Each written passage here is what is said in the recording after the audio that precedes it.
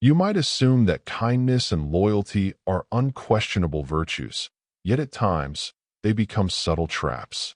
Often, people around you don't appreciate who you truly are, but rather the advantages they gain from your presence. Until you recognize that, they'll drain your time and affection without you even noticing, and when awareness dawns, it may already be too late. Welcome to Machiavelli. Here, the mechanisms of true power are revealed, from the psychology of persuasion to the strategies that have shaped empires and steered crowds. All that remains hidden about leadership, ambition, emotional mastery, and mental confrontation is found here. Prepare to see reality as it is, a contest of intellect, not goodwill. We've long been told that generosity is always repaid and loyalty is sacred, but behind that belief lies a serious misconception. A notable political thinker pointed out that if you don't benefit from others, they will surely profit from you, often without your awareness. You offer presence when someone feels isolated, calm when tension rises, and validation when pride seeks attention. You share your resources, invest your dedication, and spread your enthusiasm. Yet, many who receive this devotion return only a fraction of it. Some offer no thanks at all, though they might smile and flatter you just enough to keep you giving. That thinker held up a mirror. Our tendency to trust in others' good intentions often blinds us to their underlying motives. Understanding this truth means accepting that most human connections are based on practical exchanges rather than idealistic selflessness. I often realized I was merely the prelude to a request, that what seemed like genuine companionship vanished when my time or real effort began to dwindle. This isn't about bitterness. It's a clear look at how human interactions function, something Machiavelli dissected with surgical precision. He advised seeing beyond the surface and grasping the underlying dynamics. How can one recognize this quiet maneuver before being ensnared? What if Machiavelli not only got it right, but captured the nuances of daily life in his theories? It wasn't that he despised humanity. Rather, he grasped its innermost drives. His aim wasn't to darken the world, but to expose the illusion of a fair, predictable realm where good always prevails. Once these unspoken rules are understood, one can act with awareness instead of losing by default in a game that's already underway.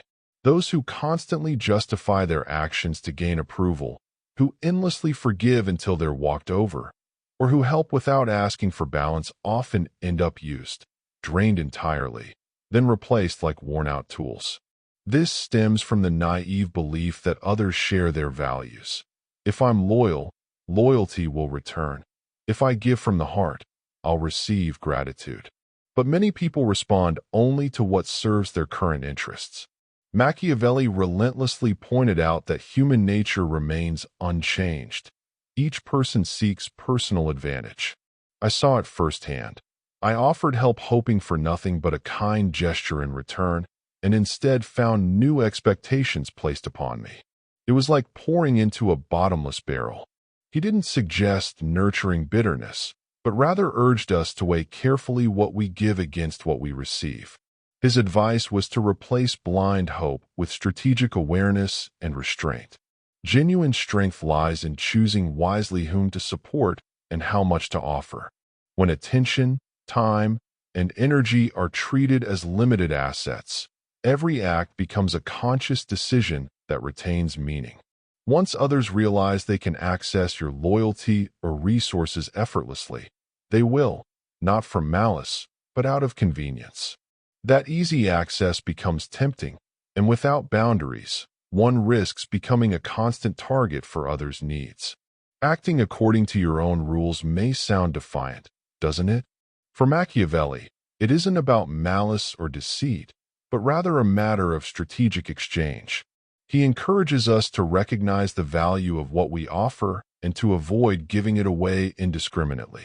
I recall times when my time and advice were treated as if they were inexhaustible, until I began to limit my availability. That's when people started valuing what was no longer freely or constantly accessible. The author invites us to become strategists of our own lives, rather than passive benefactors. This raises a question. How can we maintain that control without falling into permanent suspicion, always expecting someone to take advantage? Where does strategic conduct end and cynicism begin? Since childhood, we were told that exploiting others was wrong, but rarely were we taught that everyone, in one way or another, uses others. The difference lies in whether it's done intentionally or unconsciously, and whether it benefits just one side or serves both. When we offer our value without limits, as if it flows endlessly, we eventually become drained. If we make ourselves constantly available, we will eventually be replaced by someone more convenient. However, when we clearly define what others can expect from us, how and when, we turn a one-sided giving into a more balanced exchange. By severing ties when respect or reciprocity vanishes, we reclaim control. This approach not only allows us to resist pressure, but also helps preserve our influence, coherence, and resources. It's not a call for constant conflict, but rather a reflection on how we manage our relationships. If Machiavelli lived today, he might warn, "Don't let your generosity make you the naive one among calculated investors." I often see talented individuals waste their energy on those who never acknowledge it, then wonder why their life isn't progressing. The Florentine thinker advised taking the helm of one's ship rather than drifting at the mercy of others' agendas. So what's the remedy when we're already entangled in toxic ties?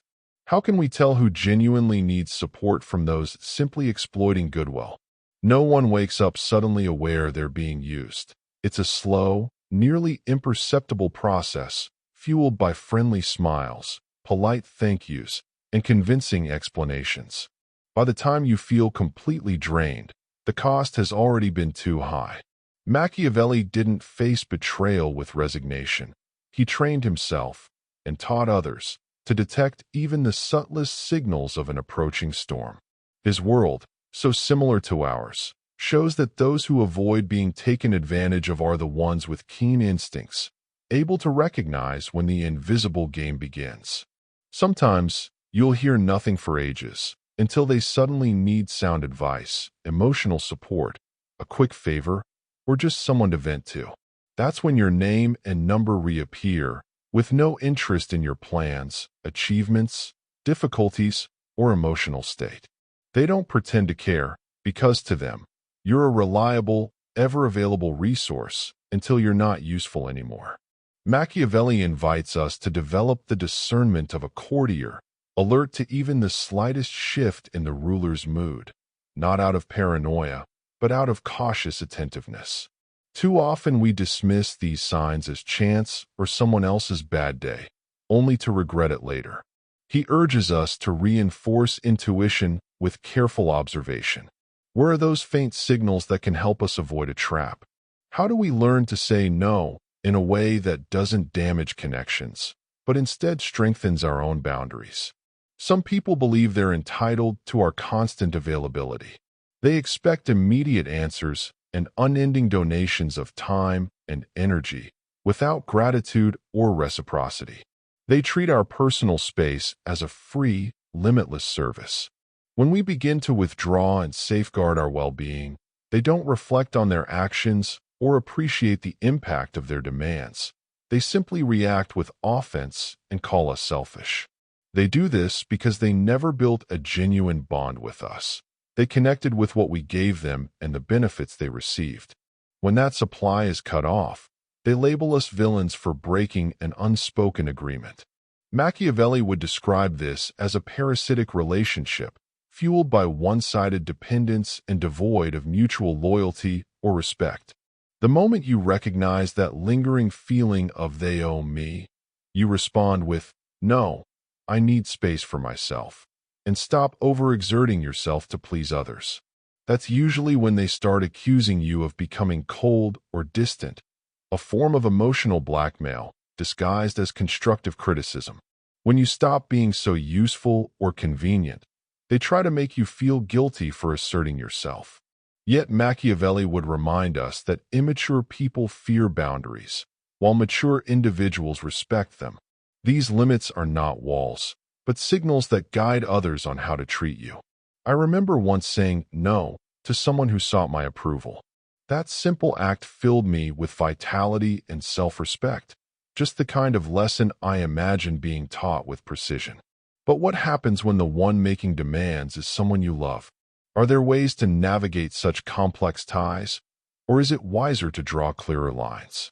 We often offer unconditional support, listening closely, showing empathy, and offering advice. And in return, with stubborn persistence, they repeat the same old patterns, make the same mistakes, and drain us with endless stories. Because they don't really want to change, they prefer to stay in their comfort zones, even if it comes at our expense.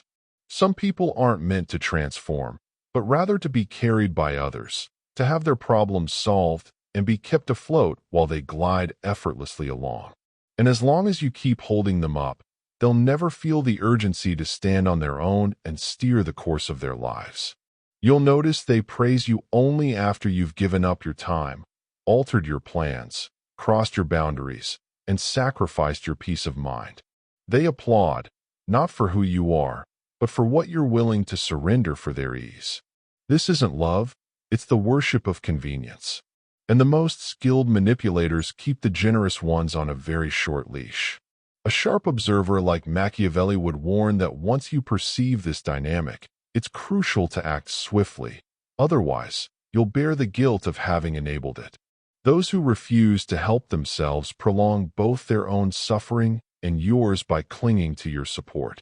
I've seen many wear themselves out in vain, hoping for a change that never comes. Machiavelli advises directing our efforts toward those who show a genuine willingness to grow and reciprocate, not to those who merely seek comfort at our expense. Recognizing this toxic pattern and refusing to become an eternal crutch doesn't mean abandoning empathy. It means lightening your burden to preserve your dignity and offering help in a balanced way. In the seemingly impenetrable realm of human relations, there's no need to turn into a cold manipulator or that ruthless figure you despise. What's truly essential is to make a radical shift from playing the passive role of someone endlessly used to actively choosing when and how to engage with others and circumstances in service of your integrity and growth. For much of life, many people operate defensively, fiercely guarding their fragile emotions and clinging to scraps of inner peace, naively hoping others will fully recognize their generosity. But the author of The Prince, a master of political intrigue and human motivation, never merely reacted. He positioned himself deliberately, took advantage of situations and relationships without ever being labeled disloyal.